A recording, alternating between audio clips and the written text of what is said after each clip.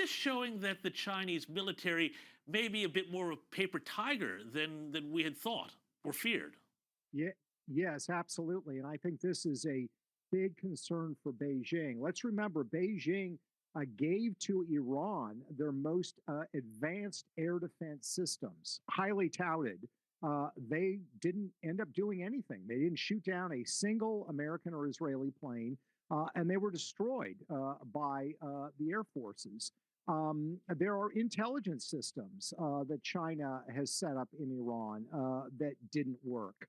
And this to me is reminiscent of what happened during the Cold War back in 1982.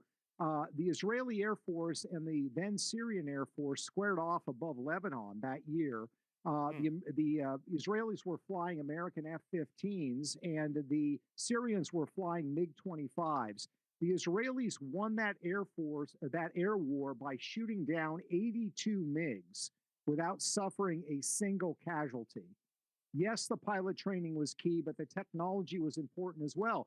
But what happened after that is the Soviet ability to sell their arms and to gain that revenue and to gain a political advantage with the countries buying those weapons kind of evaporated. Because if you're in the developing world, why do you want the second best weapon system when you might be facing the first a weapon system? So I anticipate that this is a major concern for China as it looks to trying to sell arms abroad and also use those arms sales to advance their political agenda.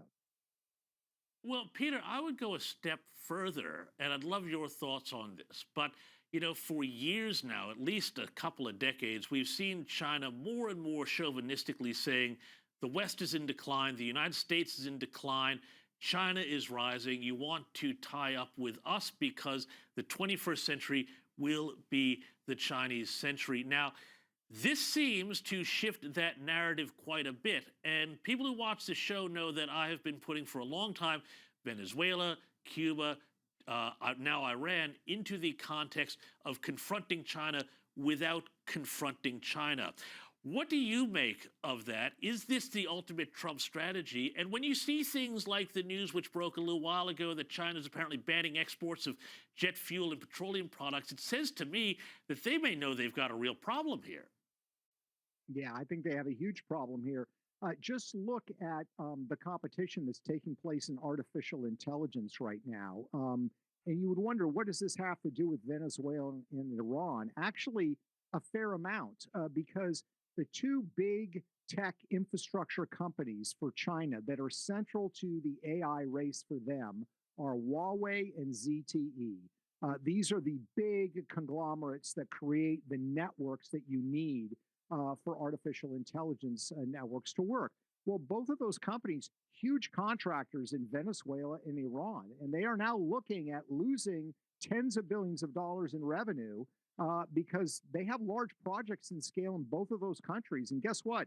They're not going to get paid for them. So the implications for China's sort of top down, what I call market Leninist system, which is kind of a Hmm. blend of the market but dictated by Leninist control, has now been completely thrown into disarray. And what's happened is that the United States has picked off two of their biggest allies in the developing world, Venezuela and Iran, and China has been helpless to do anything about it.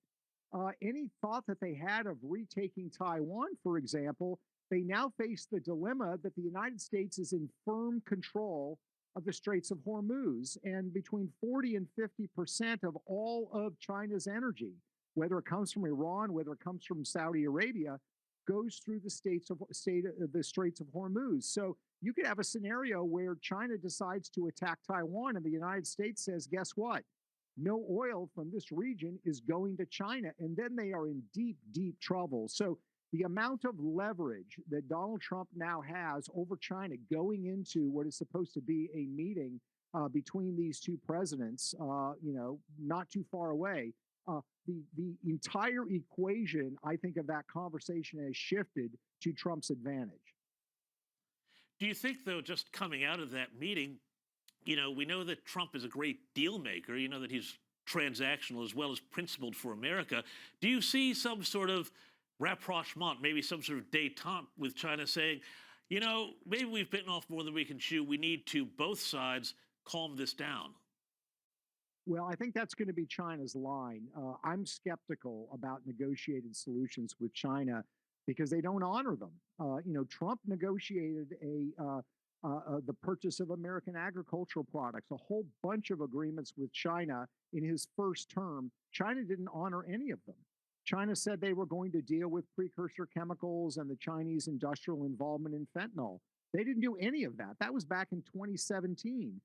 So I don't see any evidence that when China says, hey, let's make a deal, let's stick to that deal, I don't see any evidence that they are going to do so. So my advice to Donald Trump, of course, he's not asking for it, would be to be skeptical of any proposed deal by China and continue with an assertive foreign policy that does not directly challenge China, but continues in this competition between the two powers to take the initiative and to take advantage of what is China's clear vulnerability and weakness in this economic space. We started the year by them